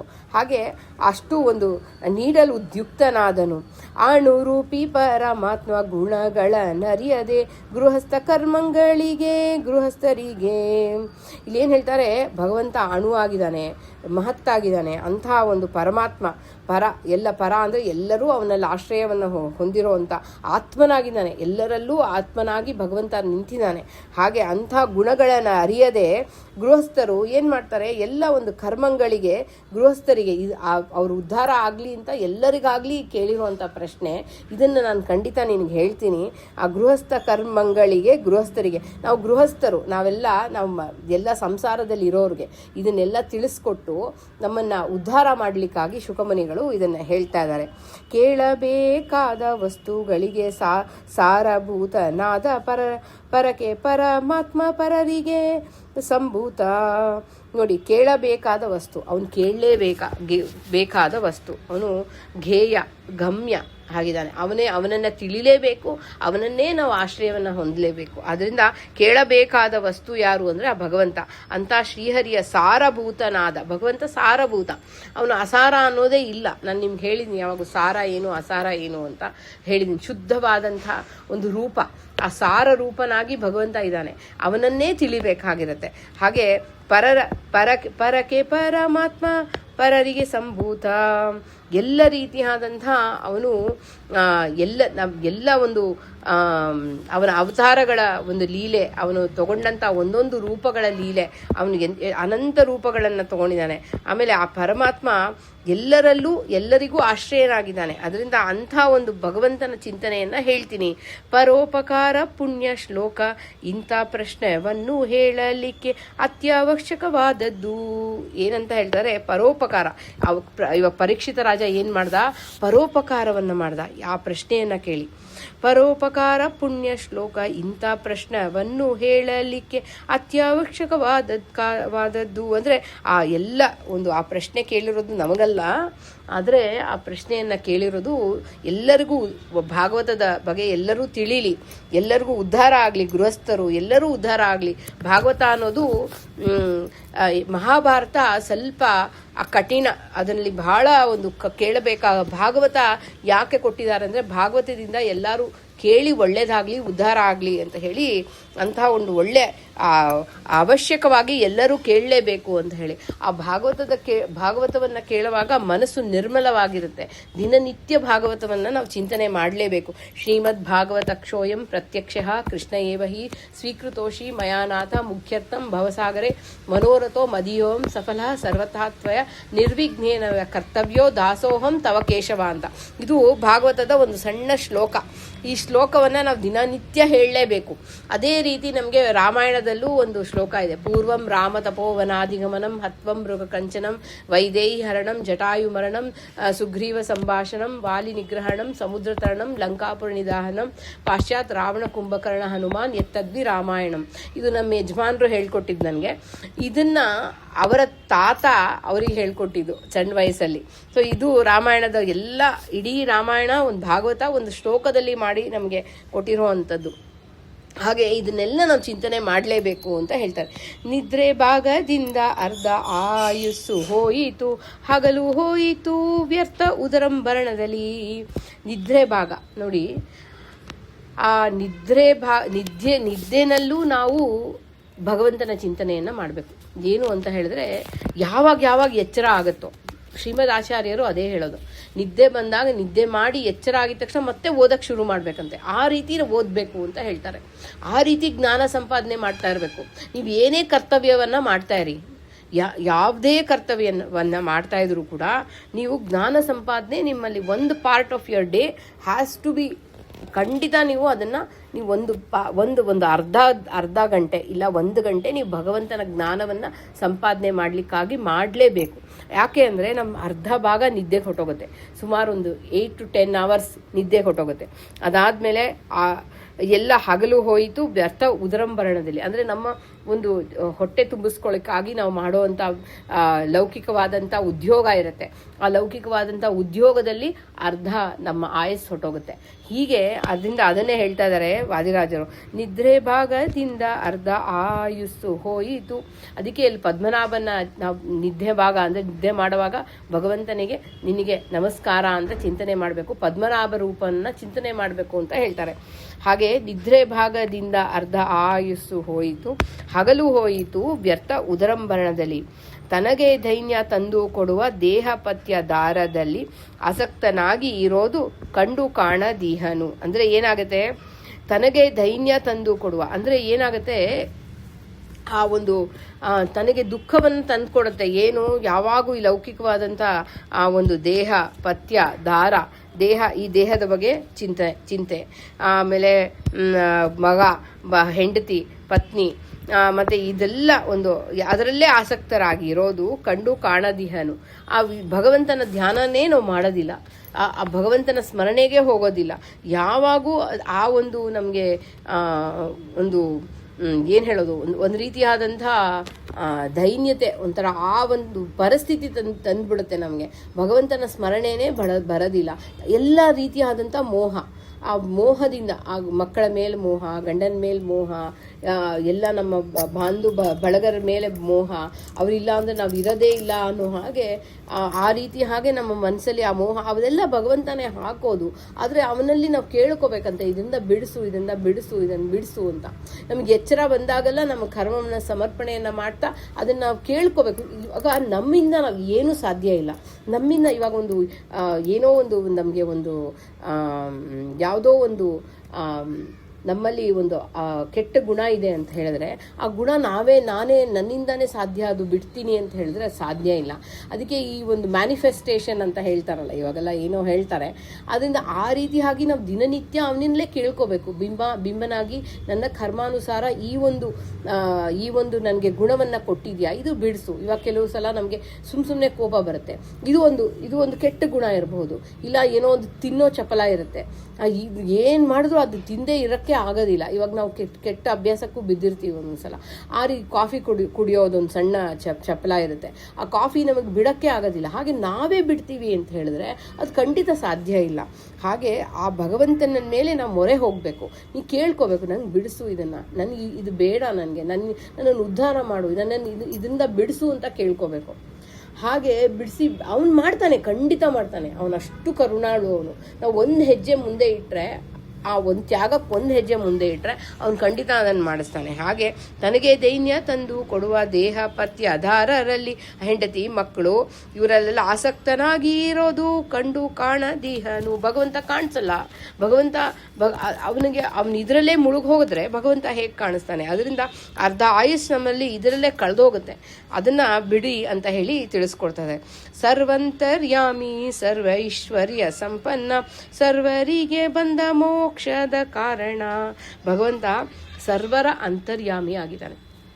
ಅದಕ್ಕೆ ಭಗವದ್ಗೀತೆಯಲ್ಲಿ ಒಂದು ಮಾತನ್ನು ಹೇಳ್ತಾರೆ, ಎಲ್ಲರಲ್ಲೂ ಆ ಭಗವಂತನನ್ನು ನೋಡಬೇಕು ಅಂತ. ಇವಾಗ ಬ್ರಾಹ್ಮಣನಲ್ಲಿ, ಶುನಕ ನಾಯಿಯಲ್ಲಿ, ಹಾಗೆ ಎಲ್ಲ ಒಂದೊಂದು ಆನೆಯಲ್ಲಿ, ಇದೆಲ್ಲ ಪ್ರಾಣಿಗಳಲ್ಲಿ ಇರೋವಂಥ ಎಲ್ಲರಲ್ಲೂ ಒಂದೇ ರೀತಿಯಾಗಿ ಭಗವಂತನ ನೋಡಬೇಕು. ಹೀಗಂದರೆ ಹೇಗೆ ನೋಡೋದು ಭಗವಂತನನ್ನು ಅಂತ ಹೇಳಿದ್ರೆ, ಇವಾಗ ಒಬ್ಬೊಬ್ಬರು ಒಂದೊಂದು ಥರ ಇರ್ತಾರಲ್ಲ, ಅವರ ಗುಣ ಅಲ್ಲ, ಭಗವಂತ ಯಾವ ರೀತಿ ಇದ್ದಾನೆ, ಯಾರಿಗೆ ಅವನು ವೈಷಮ್ಯ ಇಲ್ಲ. ಇವಾಗ ನನಗೆ ಇವ್ರು ತುಂಬ ಬೇಕಾದವರು, ಇವ್ರು ತುಂಬ ಅಂಥೇಳಿ ಇವ್ರಿಗೆ ಮಾಡೋದು, ಬೇರೆಯವ್ರಿಗೆ ಮಾಡದೇ ಇರೋದು, ಹಾಗೆಲ್ಲ ಅವನು ಮಾಡೋದಿಲ್ಲ. ಅವನು ಅವರವರ ಜೀವದ ಗುಣದ ಪ್ರಕಾರನೇ ಅವನು ಅಂತರ್ಯಾಮಿಯಾಗಿದ್ದರೂ ಕೂಡ ಆ ಜೀವದ ಗುಣದ ಪ್ರಕಾರನೇ ಎಲ್ಲ ರೀತಿಯಾಗಿ ನಡೆಸ್ಕೊಳ್ತಾ ಇರ್ತಾನೆ. ಏನೇನು ಅವರಿಗೆ ಕರ್ಮಗಳನ್ನು ಮಾಡಿಸ್ಬೇಕು ಅದನ್ನೆಲ್ಲ ಮಾಡಿಸ್ತಾ ಇರ್ತಾನೆ. ಇವಾಗ ನಾನು ಯಾವಾಗೂ ಹೇಳ್ತಿರ್ತೀನಿ, ಯಾರೋ ಬೈದರು, ಯಾರೋ ಏನೋ ಅಂದರು, ಯಾರೋ ಏನಾದರೂ ನಿಮ್ಮ ಮನಸ್ಸನ್ನು ನೋಯಿಸಿದ್ರು ಅಂದರೆ ಅದಕ್ಕೆ ಏನೋ ಕಾರಣ ಇರುತ್ತೆ. ಅದು ಭಗವಂತನಿಗೆ ಗೊತ್ತು, ನಮಗೆ ಗೊತ್ತಿಲ್ಲದೆ ಇರ್ಬೋದು. ನಾನು ಯಾರಿಗೂ ಏನೂ ಮಾಡಿಲ್ಲ. ನಮ್ಮ ಮನಸ್ಸಿಗೆ ಮೊದಲು ಬರೋವಂಥ ಭಾವ ಏನು ಗೊತ್ತಾ, ನಾನು ಯಾರಿಗೂ ಏನೂ ಮಾಡಿಲ್ಲ, ಯಾಕೆ ನನಗೆ ದೇವ್ರು ಹಿಂಗೆ ಮಾಡ್ದ, ಈ ರೀತಿಯಾದಂಥದ್ದೇ ಯೋಚನೆ ನಮಗೆ ಬರುತ್ತೆ ಅಲ್ವಾ. ಆ ಥರ ಥರ ಅಲ್ಲ. ಆ ಭಾವ ನಮ್ಮಲ್ಲಿ ನೋಡಿ. ಅದನ್ನೇ ನಾನು ಯಾವಾಗೂ ಈ ಹಾಡಲ್ಲಿ ನಮ್ಮ ಗುರುಗಳು ನಮಗೆ ಹೇಳಿದ್ದು, ಮಧುಘ ನಿನಗರ್ಪಿತ ಸಕಲ ಕರ್ಮ, ನೀನೆನ್ನ ನಿಟ್ಟ ಪರಿ ನಿನ್ನಿಷ್ಟವಾಗಿರಲು ನಾನಿಷ್ಟೇ ಎನ್ನಲು ಯಾಕೋ ಪ್ರೇಷ್ಠತಮನೆ. ನೀನು ನನ್ನನ್ನು ಹಿಂಗೆ ಇಟ್ಟಿದ್ಯಾ, ನನ್ನನ್ನೇ ನಾನು ಬೈಕೊಂಡೆ, ಆದರೆ ನಿನ್ನನ್ನು ಬೈದಂಗೆ ಆಯ್ತಲ್ವ. ಹಾಗೆ ಅವನು ಸರ್ವರ ಅಂತರ್ಯಾಮಿಯಾಗಿ ಅವ್ನಿಗೆ ಏನೇ ಕೊಟ್ಟರೂ ಕೂಡ ಅದನ್ನು ನಾವು ಸ್ವೀಕಾರ ಮಾಡಬೇಕು. ಅವ್ನು ಯಾವುದೇ, ಅದಕ್ಕೆ ಹರಿಕಥಾಂಸಾರದಲ್ಲೂ ಹೇಳಿದಾರಲ್ಲ, ಏನು ಅವನು ಕೊಟ್ಟರು, ಮಳೆ ಗಾಳಿ ಬಿಸಿಲು ಚಳಿ ಯಾವುದನ್ನು ನಿಂದಿಸಬೇಡ. ನಿಂಗೆ ಏನು ರೀತಿಯಲ್ಲಿ ಕಷ್ಟ ಕೊಟ್ಟರು ಅವ್ನು ರಕ್ಷಣೆ ಮಾಡ್ತಾನೆ. ಆ ಕ್ಷಣ ನಿಮಗೆ ಕಷ್ಟ ಅನ್ನಿಸ್ಬೋದು, ಆದರೆ ಅವನಿಗೆ ಶರಣಾಗತನಾದಾಗ ಅದನ್ನು ರಕ್ಷಣೆ ಮಾಡ್ತಾನೆ. ಅದಕ್ಕೆ ಅವನು ಸರ್ವನ್ ಅಂತರ್ಯಾಮಿ ಆಗಿದ್ದಾನೆ. ಆ ಒಂದು ಕ್ಷಣನೂ ಪ್ರೇಷ್ಠತಮ ನೋಡಿ. ಪ್ರೇಷ್ಠತಮ ಅಂದರೆ ಏನು ಗೊತ್ತಾ? ಭಗವಂತ ನಮ್ಮನ್ನು, ಭಗವಂತನಕ್ಕಿಂತ ಹೆಚ್ಚಾಗಿ ಇನ್ಯಾರೂ ನಮ್ಮನ್ನು ಪ್ರೀತಿಸಲ್ಲ. ಇವಾಗ ಹೇಗೆ ತಾಯಿ ತಂದೆ ನಮ್ಗೆ ಒಳ್ಳೇದಕ್ಕೆ ಎಲ್ಲವನ್ನೂ ಮಾಡ್ತಾರೋ, ಹಾಗೆ ಭಗವಂತ ಇನ್ನೂ ತಾಯಿ ತಂದೆಕ್ಕಿಂತ ಎತ್ತರದಲ್ಲಿದ್ದಾನೆ. ಅವನು ಒಳ್ಳೇದನ್ನೇ ಮಾಡ್ತಾನೆ. ಆದರೆ ನಮ್ಗೆ ಆ ಕ್ಷಣ ಅನಿಸುತ್ತೆ ಅವನು ಏನೋ ಮಾಡ್ತಾ ಇದ್ದಾನೆ, ಏನೋ ಒಂದು ಕೆಟ್ಟದ್ದು ಆಗ್ತಾ ಇದೆಯಲ್ಲ, ಯಾಕೆ ದೇವ್ರು ಹಿಂಗೆ ಮಾಡ್ತಾ ಇದ್ದಾನೆ ಅನಿಸುತ್ತೆ. ಆದರೆ ಯಾಕಂದರೆ ನಾವು ಮನುಷ್ಯರು, ನಮ್ಮ ಬುದ್ಧಿ ಕೆಟ್ಟದು. ಅದರಿಂದ ಈ ರೀತಿ ನಾವು ಚಿಂತನೆ ಮಾಡಬಾರ್ದು. ಅವನು ಸರ್ವ ಐಶ್ವರ್ಯ ಸಂಪನ್ನ, ಎಲ್ಲ ಐಶ್ವರ್ಯವನ್ನು ಕೊಡೋವನು ಅವನೇನೆ. ಅದರಿಂದ ಅದನ್ನು ಆ ಐಶ್ವರ್ಯ ಸಂಪನ್ನನಾಗಿದ್ದಾನೆ. ಎಲ್ಲ ಜಗತ್ತೇ ಅವನು, ಎಲ್ಲವೂ ಅವನ ನಿಯಂತ್ರಣದಲ್ಲೇ ಇದೆ. ಅದರಿಂದ ಸರ್ವ ಐಶ್ವರ್ಯ ಸಂಪನ್ನ, ಸರ್ವರಿಗೆ ಬಂಧ ಮೋಕ್ಷದ ಕಾರಣ. ಅವನೇ ಮೋಕ್ಷವನ್ನು ಕೊಡಬೇಕು. ಆ ಬಂಧವನ್ನು ತೆಗೆಯೋನು ಅವನೇ. ಅಂದರೆ ಸೃಷ್ಟಿ ಮಾಡ್ತಾನೆ, ಸ್ಥಿತಿ ಲಯ, ಸೃಷ್ಟಿ ಸ್ಥಿತಿ ಲಯ, ಅಜ್ಞಾನ ಬಂಧ ಮೋಕ್ಷ ಎಲ್ಲವನ್ನೂ ಕೊಡೋನು ಅವನೇ, ಭಗವಂತಾನೆ. ಅದರಿಂದ ಅವನನ್ನು ನಂಬಬೇಕು ನಾವು. ಯಾವ ರೀತಿ ನಂಬಬೇಕು ಅಂದರೆ, ಒಂದು ತಾಯಿ ಮಗು ಹೇಗೆ ತಾಯಿ ಎತ್ಕೊಂಡಾಗ ಅದು ಬೀಳ್ಸಲ್ಲ ಅನ್ನೋ ಅಷ್ಟು ನಂಬಿಕೆ ಅಲ್ವಾ ಮಗುಗೆ. ನೀವೊಂದು ಎಳೆ ಮಗುನ ಎತ್ಕೊಳ್ಳಿ, ಆ ತಾಯಿ ಹತ್ರ ಎಷ್ಟು ಅದು ಕಂಫರ್ಟಬಲ್ ಆಗಿರುತ್ತೆ ಅಲ್ವಾ. ಅದು ಬೀಳ್ಸಲ್ಲ ಅನ್ನೋದು ಅದಕ್ಕೆ ಗೊತ್ತು. ಅದು ಬೀಳ್ಸೋದೇ ಇಲ್ಲ, ಏನು ಮಾಡಿದ್ರು ತಾಯಿ ಬೀಳ್ಸಲ್ಲ ಅಂತ. ಅದರಿಂದ ಅಷ್ಟು ಆ ರೀತಿ ನಾವು ಭಗವಂತನ ಜೊತೆ ಇರಬೇಕು. ಆ ನಮ್ಮ ಸಂಬಂಧನ ಆ ರೀತಿ ಬೆಳೆಸ್ಕೋಬೇಕು ಭಗವಂತನ ಜೊತೆ. ಅದು ಹೇಗೆ ಅಂದರೆ ಭಕ್ತಿಯ ಮೂಲಕ, ಭಗವಂತನ ಸ್ಮರಣೆಯ ಮೂಲಕ ನಿರಂತರವಾಗಿ ಅವನ ನಾಮಸ್ಮರಣೆ ಅರ್ಥಾನುಸಾರ ಮಾಡಿಕೊಂಡು ಅವನ ಗುಣಗಳ ಚಿಂತನೆಯನ್ನು ಮಾಡ್ತಾ ಸ್ಮರಣೆಯನ್ನು ಮಾಡಬೇಕು. ಒಂದು ಮಗು ತಾಯಿಯ ಕೈಯನ್ನು ಹಿಡ್ಕೊಂಡು ಹೋಗ್ತಾ ಇದ್ರೆ ಏನಾಗುತ್ತೆ, ಒಂದು ಸಿಹಿ ಅಂಗಡಿ ಇಲ್ಲ ಒಂದು ಚಾಕ್ಲೇಟ್ ಅಂಗಡಿ ನೋಡ್ತು ಅಂದರೆ ಅದು ತಾಯಿ ಕೈನ ಬಿಟ್ಬಿಟ್ಟು ಹೊರಟೋಗ್ಬಿಡುತ್ತೆ. ಅದೇ ತಾಯಿ ಏನಾದರೂ ಕೈ ಹಿಡ್ಕೊಂಡಿದ್ದಾಳೆ ಅಂದರೆ ಆ ಮಗುವನ್ನ ಕೆಟ್ಟ ಹಾದಿಗೆ ಹೋಗ್ಲಿಕ್ಕೆ ಬಿಡಲ್ಲ. ಹಾಗೆ ಭಗವಂತ ನಮ್ಮ ಕೈ ಹಿಡ್ಕೊಂಡ್ಬಿಟ್ಟ ಅಂದರೆ ನಮ್ಮನ್ನು ಯಾವುದೂ ಕೆಟ್ಟ ಹಾದಿಗೆ ಹೋಗ್ಲಿಕ್ಕೆ ಬಿಡಲ್ಲ. ಅವನು ನಮ್ಮನ್ನು ಉದ್ಧಾರ ಮಾಡೇ ಮಾಡ್ತಾನೆ. ಅದರಿಂದ ಆ ಮೋಕ್ಷವನ್ನು ಕೊಡೋನು ಭಗವಂತ. ಹಾಗೆ ಅದರಿಂದ ಸರ್ವರಿಗೆ ಮೋಕ್ಷ ಬಂದ ಅದನ್ನೇ ಇಲ್ಲಿ ಹೇಳ್ತಾ ಇದ್ದಾರೆ. ಅಷ್ಟಕರ್ತೃತ್ವ ಭಗವಂತನ, ಸೃಷ್ಟಿ ಸ್ಥಿತಿ ಲಯ ನಿಯಮನ ಅಜ್ಞಾನ ಬಂಧ ಮೋಕ್ಷ, ಈ 8 ಅಷ್ಟಕರ್ತೃತ್ವವನ್ನು ಭಗವಂತ ಅಂದರೆ ಇನ್ನು ಎಲ್ಲವನ್ನೂ ಮಾಡೋನು ಅವನೇನೆ. ಅದನ್ನು ಇಲ್ಲಿ ತಿಳಿಸ್ಕೊಡ್ತಾ ಇದ್ದಾರೆ. ಸರ್ವರಿಗೆ ಬಂಧ ಮೋಕ್ಷದ ಕಾರಣ, ಬಂಧ ಮೋಕ್ಷೇಚುಗಳಿಗೆ ಸೇವ್ಯ ಕೀರ್ತಿಯ ಸ್ಮರ್ತವ್ಯವು ಶ್ರವಣದಿಂದ ಸಕಲ ದೋಷವನ್ನು ಕಳೆಯುವುದು. ನೋಡಿ, ಎಲ್ಲ ಹೇಗೆ ನೀವು ಭಗವಂತನಿಂದ ಯಾವ ರೀತಿ ಮೋಕ್ಷ, ಯಾವ ರೀತಿ ಭಗವಂತ ಇದನ್ನೆಲ್ಲ ಕೊಡ್ತಾನೆ ಅಂದರೆ, ಭಗವಂತನ ಸೇವೆ ಮಾಡಿ, ಭಗವಂತನ ಕೀರ್ತನೆ ಮಾಡಿ, ಭಗವಂತನ ಹಾಡಿ, ಭಗವಂತನ ಸ್ತೋತ್ರವನ್ನು ಮಾಡಿ, ಭಗವಂತನ ಹೊಗಳಿ ಕೊಂಡಾಡಿ, ಅವನ ನೃತ್ಯ ಮಾಡಿ. ನಿಮಗೆ ಯಾವ ರೀತಿ ಭಕ್ತಿಯ ಬಹಳ ಫಾರ್ಮ್ಸ್ ಇದೆ ಆಯಿತಾ. ನಿಮ್ಮಲ್ಲಿ ಯಾವ ರೀತಿಯ ಭಗವಂತನನ್ನು ನೀವು ನೋಡಲಿಕ್ಕೆ, ಭಗವಂತನಿಂದ ಸ್ನೇಹವನ್ನು ಮಾಡ್ತಾರೆ, ಭಗವಂತನ ಗೋಪಿಕಾ ಸ್ತ್ರೀಯರು ಭಗವಂತನನ್ನು ಪ್ರೀತಿಸ್ತಾರೆ. ಹಾಗೆ ಸ್ನೇಹದ ಭಾವದಿಂದ, ತಂದೆ ಅನ್ನೋ ಭಾವದಿಂದ, ತಾಯಿ ಅನ್ನೋ ಭಾವದಿಂದ, relationship with god is having different forms. ಆ ಭಕ್ತಿಯ ಫಾರ್ಮ್ ತುಂಬ ಬೇರೆ ಫಾರ್ಮ್ಸ್ ಇರುತ್ತೆ ಅಲ್ವಾ. ಬೇರೆ ರೀತಿಯಲ್ಲಿ ನೀವು ಭಕ್ತಿ ನಿಮಗೆ ಭಗವಂತನ ಮೇಲೆ ಅವನು ಕೊಡ್ತಾನೆ. ಹಾಗೆ ಅದನ್ನೇ ಹೇಳಿ, ಸೇವ್ಯ ಭಗವಂತನನ್ನು ಸೇವೆ ಮಾಡಿ, ಇದನ್ನೇ ಇಲ್ಲಿ ಹೇಳ್ತಾ ಇದ್ದಾರೆ. ನೋಡಿ, ಬಂಧ ಮೋಕ್ಷೇಚುಗಳಿಗೆ ಹೇಗೆ ಬಂಧ ಮೋಕ್ಷ ಹೇಗೆ ಬಿಡಿಸ್ತಾನೆ ಭಗವಂತ. ಆ ಮೋಕ್ಷವನ್ನು ಕೊಡೋದು ಹೇಗೆ ಅಂದರೆ ಅವನ ಸೇವೆಯನ್ನು ಮಾಡಿ, ಕೀರ್ತಿಯ ಅವನ ಸ್ಮರಣೆಯನ್ನು ಮಾಡಿ, ನಿರಂತರ ಸ್ಮರಣೆಯನ್ನು ಮಾಡಿ, ನಿರಂತರ ನಾಮಸ್ಮರಣೆಯನ್ನು ಮಾಡಿ, ಹಾಗೆ ಶ್ರವಣವನ್ನು ಮಾಡಿ. ಮೊದಲು ಫಸ್ಟ್ ಸ್ಟೆಪ್ ನಾನು ಎಲ್ಲರಿಗೂ ಹೇಳೋದೇನೆಂದರೆ, ಸ್ಟಾರ್ಟ್ ಲಿಸ್ನಿಂಗ್. ಭಗವಂತನ ಕಥೆಗಳನ್ನು, ಭಾಗವತ ಮಹಾಭಾರತ ಎಲ್ಲ, ಆಮೇಲೆ ಶ್ರೀಮದ್ ಆಚಾರ್ಯರು ಕೊಟ್ಟಂಥ ಗ್ರಂಥಗಳನ್ನು, ಮಹಾಭಾರತ ತಾತ್ಪರ್ಯ, ಅದನ್ನೆಲ್ಲ ಭಾಗವತ ತಾತ್ಪರ್ಯ, ಇದನ್ನೆಲ್ಲ ನೀವು ಕೇಳ್ತಾ ಬಂದ್ರಿ ಅಂದರೆ it should be every day practice. ದಿನಾ ಪ್ರಾಕ್ಟೀಸ್ ಮಾಡಬೇಕಿದು. ಒಂದು ದಿನದಲ್ಲಿ ನಮಗೆ ಯಾವುದೂ ಬರೋದಿಲ್ಲ. ಅವ್ನು ಜ್ಞಾನ ಕೊಡಬೇಕು ಅಂದರೆ ಕೊಟ್ಟೇ ಕೊಡ್ತಾನೆ. ಹಾಗೆ ನೀವು every day it should be every day process. ಬೆಳಗ್ಗೆ ಎದ್ದಿದ ತಕ್ಷಣ ನೀವು ಹರಿನಾಮ ಸ್ಮರಣೆಯಿಂದಾನೇ ಶುರು ಮಾಡಬೇಕು. ನಿದ್ದೆಯಿಂದ ಮಧ್ಯದಲ್ಲಿ ಎಚ್ಚರ ಆದರೆ ಕೂಡ ಅದು ನೀವು ಹರಿನಾಮ ಸ್ಮರಣೆ ಬಾಯಲ್ಲಿ ಬರಬೇಕು. ಇದು ಪ್ರಾಕ್ಟೀಸ್ ಮಾಡಬೇಕು. ಅದನ್ನೇ ಇಲ್ಲಿ ಹೇಳ್ತಾ ಇರೋದು. ಭಾಗವತ ನಮ್ಗೆ ಹೇಳೋದು ಇಷ್ಟೇ, ಮರಣಕಾಲದಲ್ಲಿ ನಮಗೆ ಭಗವಂತನ ಸ್ಮರಣೆ ಬರಬೇಕು ಅಂತಂದು ಹೇಳಿದ್ರೆ, ಮರಣ ಅಂದರೆ ಎಲ್ಲರೂ ಹೆದರ್ಕೊಳ್ಳೋ ಅಂಥ ಅವಶ್ಯಕತೆ ಇಲ್ಲ. ಬನ್ನಂಜೆ ಗೋವಿಂದಾಚಾರ್ಯ ಅದನ್ನೇ ಹೇಳ್ತಾರೆ. ಈಗ ಹೇಗೆ ಒಂದು ಬಟ್ಟೆಯನ್ನು ತೆಗೆದು ಇನ್ನೊಂದು ಬಟ್ಟೆ ನಮಗೆ ಭಗವಂತ ತೊಡಸ್ತಾನೋ, ಹಾಗೆ ನಾವು ಹೇಗೆ ಹಾಕೊಳ್ತೀವೋ ಹಾಗೆ ನಮ್ಗೆ ಈ ದೇಹದಿಂದ ಇನ್ನೊಂದು ದೇಹಕ್ಕೆ ನಮಗೆ ಕಳಿಸಿ ಅವನು ಸಾಧನೆಯನ್ನು ಮಾಡಿಸ್ತಾನೆ. ಅದರಿಂದ ಆ ರೀತಿಯಾದಂಥದ್ದು ನಮಗೆ ಆ ಭಗವಂತನ ಸ್ಮರಣೆ, ಸೇವೆ, ಆ ಪೂಜೆ, ಶ್ರವಣದಿಂದಲೇ ದೋಷವನ್ನು ಕಳೆಯುವುದು. ಆ ಭಗವಂತನ ಎಲ್ಲ ಸೇವೆಯನ್ನು ಮಾಡ್ತಾ ಸ್ಮರಣೆಯನ್ನು ಮಾಡಿದ್ರೆ ಈ ದೋಷಗಳನ್ನೆಲ್ಲ ಕಳಿತಾನೆ ಭಗವಂತ ಅಂತ.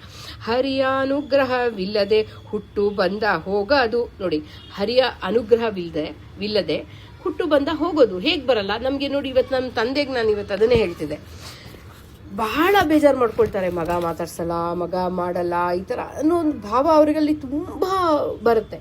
ಪಾಪ ಅವ್ರು ತಪ್ಪು ಅಂತ ಹೇಳಲ್ಲ ನಾನು, ಆದರೆ ಅವ್ರಿಗೆ ಆ ಮೋಹ ಇದೆ. ಆ ಮೋಹದಿಂದ ಬಿಡಿ ಆಚೆ ಕಡೆ ಬನ್ನಿ. ನಾ ಹೇಳೋದು ಬಹಳ ಸುಲಭ, ಆದರೆ ಏನಂದರೆ ಆ ಬಂದ ಆ ಒಂದು ಮೋಕ್ಷ, ಆ ಮೋಹದಿಂದ ಏನಾಗುತ್ತೆ, ಮೋಹದಿಂದ ಕ್ರೋಧದಿಂದ ಲೋಭದಿಂದ ಮೋಹ, ಮದ, ಮಾತ್ಸರ್ಯ. ಅದನ್ನೇ ಭಗವದ್ಗೀತೆ ಹೇಳಿರೋದು. ಇವಾಗ ಒಂದು ಬೇಕು ಅಂತ ಅನ್ಸುತ್ತೆ, ಅದನ್ನು ಆಗಲಿಲ್ಲ ಅಂದರೆ ನಮ್ಗೆ ಕೋಪ ಬರುತ್ತೆ. ಕೋಪದಿಂದ ಇನ್ನೂ ಅದನ್ನು ಪಡಿಬೇಕು ಅನ್ನೋ ಆಸೆ ಜಾಸ್ತಿ ಆಗುತ್ತೆ.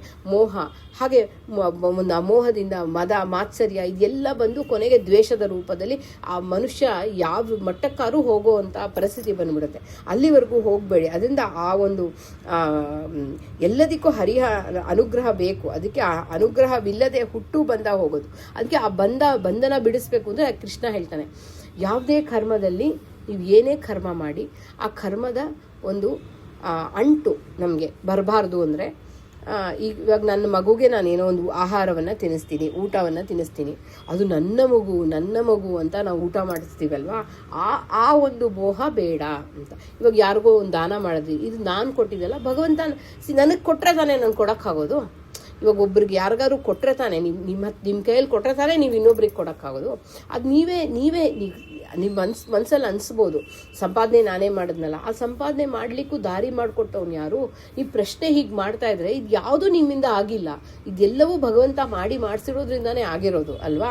ಹಾಗೆ ಆ ಒಂದು ಬಂಧನ ನಮಗೆ, ಆ ಕರ್ಮ ಮಾಡಿದಾಗ ಬಂಧನ ಯಾವಾಗ ಮತ್ತೆ ನಾವು ಹುಟ್ಟು ಸಾವಿರಲ್ಲಿ ಯಾಕೆ ಬೀಳ್ತೀವಿ ಅಂದರೆ ಅದಕ್ಕೆ ಮೋಹವನ್ನು ಕಟ್ಬಿಟ್ಟಿರ್ತಾನೆ ಭಗವಂತ.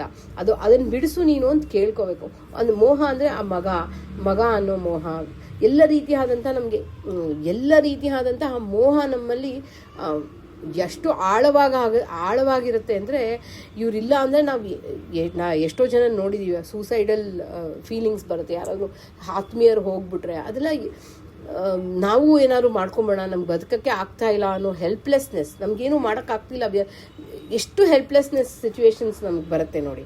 ಆ ರೀತಿ ಬಂದಾಗ ಕೂಡ ನಾವು ಧೈರ್ಯವಾಗಿರಬೇಕು ಅಂತ ಹೇಳ್ತಾರೆ. ಹಾಗೆ ಹರಿಯ ಅನುಗ್ರಹ ಆಗಲೇಬೇಕು. ಅದು ಹೇಗಾಗುತ್ತೆ ಅಂತ ಹೇಳಿದ್ರೆ ಆ ಭಗವಂತನ ನಾಮಸ್ಮರಣೆ, ಕೀರ್ತನೆ, ಶ್ರವಣ ಮಾಡೋದ್ರಿಂದ ಆಗತ್ತೆ ಅಂತ. ಹರಿಯ ಅನುಗ್ರಹವಿಲ್ಲದೆ ಹುಟ್ಟು ಬಂದ ಹೋಗದು, ಭಕ್ತರಿಗೆ ಹರಿಯ ಅನುಗ್ರಹವೆಂಬುದು ಸಿದ್ಧವು.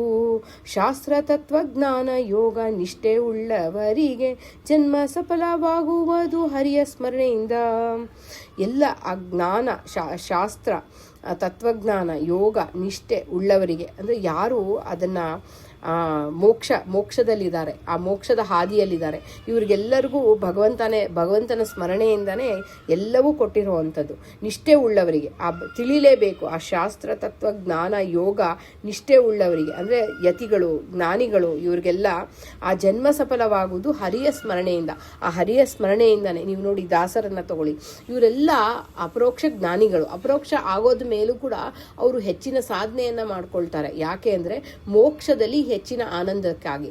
ಆ ಮೋಕ್ಷದಲ್ಲಿ ಕೂಡ ಯಾವಾಗೂ ಮೋಕ್ಷ ಬಂದ ಮೇಲೂ ಕೂಡ ಸಾಧನೆಯನ್ನು ಮಾಡ್ಕೊಳ್ತಾ ಇರ್ತಾರೆ, ಯಾಕಂದರೆ ಭಗವಂತನ ಪ್ರೀತಿಗಾಗಿ. ಹೀಗೆ ಅಪರೋಕ್ಷ ಜ್ಞಾನ ಆದರೂ ಕೂಡ ಹೆಚ್ಚಿನ ಯಾಕೆ ಪುಣ್ಯವನ್ನು ಮಾಡ್ತಾರೆ ಅಂದರೆ ಮೋಕ್ಷದಲ್ಲಿ ಇನ್ನೂ ಹೆಚ್ಚಾದ ಭಗವಂತನ ಸ್ಮರಣೆ ಬರಲಿ. ಹಾಗೆ ಶಾಸ್ತ್ರ ತತ್ವಜ್ಞಾನ ಯೋಗ ನಿಷ್ಠೆ ಉಳ್ಳವರಿಗೆ ಜನ್ಮ ಸಫಲವಾಗುವುದು ಹರಿಯ ಸ್ಮರಣೆಯಿಂದ. ಆ ಶಾಸ್ತ್ರ ಸಫಲ ಆಗಬೇಕು ಅಂತ ಹೇಳಿದ್ರೆ ಭಗವಂತನ ಕರುಣೆ ಇರಬೇಕು ಅಂತ. ಮುನಿಗಳು ಕೇಳು ರಾಯ ಬಹಳ ವೈರಾಗ್ಯದಿಂದ ಮುಕ್ತರಾಗಿ ಹರಿಯ ಕಥಾದ ರತಿಯಲ್ಲಿ ಲಿಹರು.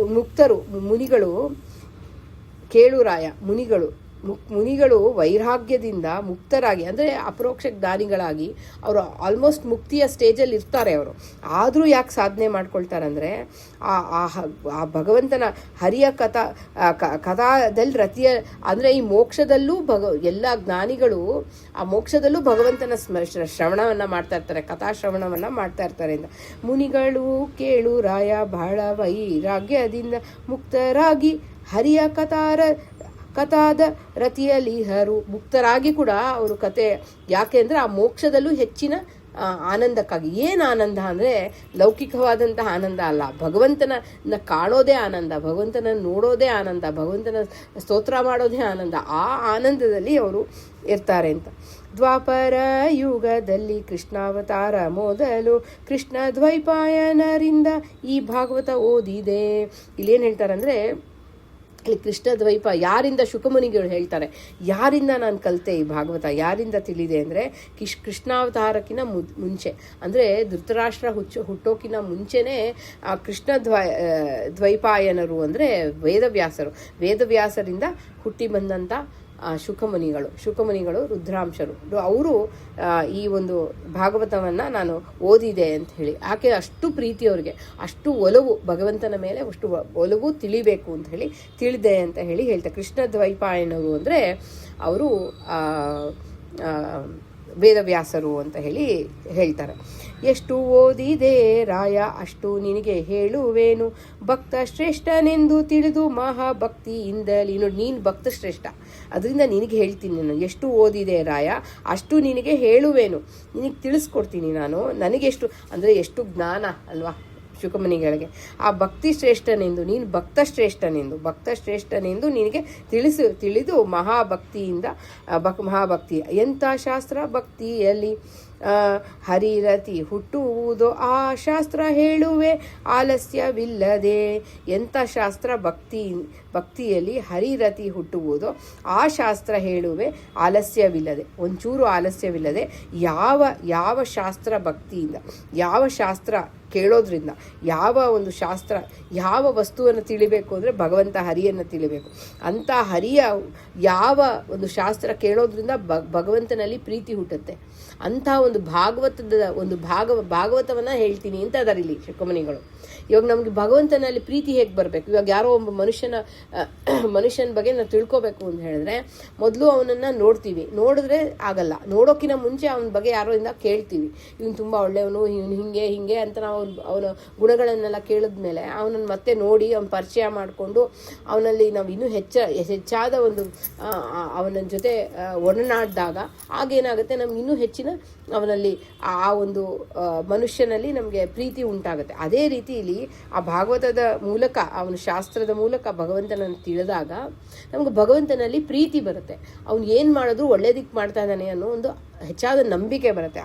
ಎಂಥ ಶಾಸ್ತ್ರ ಭಕ್ತಿಯಲ್ಲಿ ಹರಿರತಿ ಹುಟ್ಟುವುದು, ಯಾವ ಶಾಸ್ತ್ರದಿಂದ, ಭಾಗವತ ಅಂಥ ಶಾಸ್ತ್ರ ನಿನಗೆ ಹೇಳ್ತೀನಿ ಅಂತ ಹೇಳ್ತಾ ಇಷ್ಟು ಒಂದು ಚಿಂತನೆ ಇವತ್ತು ಸುಮಾರು ಒಂದು 9 ನುಡಿಯ ಅರ್ಥ ಚಿಂತನೆಯನ್ನು ಮಾಡಲಿಕ್ಕೆ ಪ್ರಯತ್ನವನ್ನು ಮಾಡಿದ್ದೀವಿ. ಭಗವಂತ ಮಾಡಿಸಿದ್ದಾನೆ.